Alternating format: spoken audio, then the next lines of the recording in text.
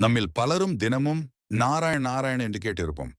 ஆனால் இந்த திருநாமத்திற்கு பின்னுள்ள மகத்துவம் அறிந்திருக்கிறோமா? நாராயணன் என்ற பெயரில் நாரம் என்பது தண்ணீர் அல்லது தீர்த்தம் என்றும், அயனன் என்பது படுக்கை உடையவன் என்றும் பொருள்.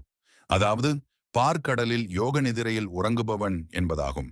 மேலும் நாரம் என்பது பிரம்மஞானத்தையும் உணர்த்துகிறது. இதன் உட்பொருள் என்னவெனில், உலக வாழ்க்கை நிலையற்றது, ஆனால் நாராயணரின் திருவடி மட்டுமே நிலையானது என்பதே. நாரதர் நொடிக்கு ஒரு முறை நாராயண நாராயண என ஜெபிக்கிறார். அவர் எந்த லோகத்திற்கும் செல்லும் சக்தி பெற்றவர். ஆனால் அவருடைய பிறப்பின் போது உலகத்தில் நீரின் அளவு குறைவாக இருந்தது.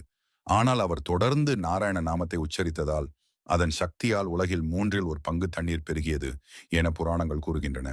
அதனால் தான் பெருமாள் கோவில்களில் தீர்த்தம் பிரசாதமாக வழங்கப்படுகிறது. ஏனென்றால் நாராயண் என்ற பெயரே தீர்த்தத்துடன் இணைந்திருப்பது. இந்த தீர்த்தம் ஒரு புனித அருளாக கருதப்பட்டு பக்தர்களுக்கு வழங்கப்படுகிறது.